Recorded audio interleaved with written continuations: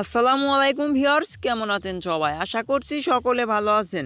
আজকের এই ছোট্ট ভিডিওটির মাধ্যমে আমি আপনাদেরকে দেখিয়ে দিব, আপনাদের ক্ষেত্রে এই ভিডিওটি কিন্তু খুব উপকারে আসবে। কেননা কিছু জরুরি নাম্বার দেওয়ার চেষ্টা করব আপনাদেরকে।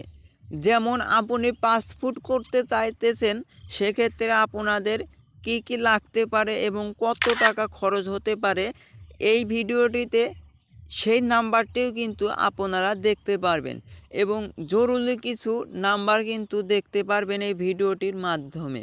তাহলে ভিডিওটির মূল কাজে যাওয়ার আগে আপনার কাছে ছোট্ট একটি রিকোয়েস্ট থাকবে, আপনি যদি আমার এই চ্যানেলে নতুন হয়ে থাকেন তাহলে অধমের চ্যানেলটা সাবস্ক্রাইব করে পাশের বেল আইকনটি প্রেস করে এইরকম ইন্টারেস্টিং ভিডিও পাওয়ার জন্য। এবার যদি আমার স্ক্রিনটাকে লক্ষ্য করেন, জাস্ট এখানে দেখতে পাচ্ছেন জাতীয় জরুরি কিছু ফোন নাম্বার, জাস্ট জরুরি সেবা, অর্থাৎ আপনার বাসায় অসুস্থ হয়েছে, জাস্ট সেবা করার জন্য 999 ফোন করার সাথে সাথেই কিন্তু আপনাদেরকে তারা এসে নিয়ে যাবে হসপিটালে এবং 99 ফোন করার সাথে সাথে কিন্তু আপনাদের বাড়ির সামনে অ্যাম্বুলেন্স এসে যাবে। ফায়ার সার্ভিস, অর্থাৎ আপনাদের বাড়িতে আগুন ধরেছে, সেক্ষেত্রে এইখানে ফায়ার সার্ভিস নাম্বার রয়েছে 16163 লিখে দেওয়ার সাথে সাথে কিন্তু ফায়ার সার্ভিস এসে যাবে।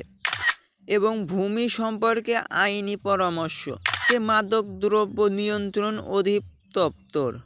এখানে আবারও রয়েছে সরকারি তথ্য ও সেবা, নারী ও শিশু নির্যাতন প্রতিরোধ, দুর্যোগ সংস্কৃতি আগম বার্তা, শিশু নির্যাতন প্রতিরোধ। এইবার আসি আসল কথাতে।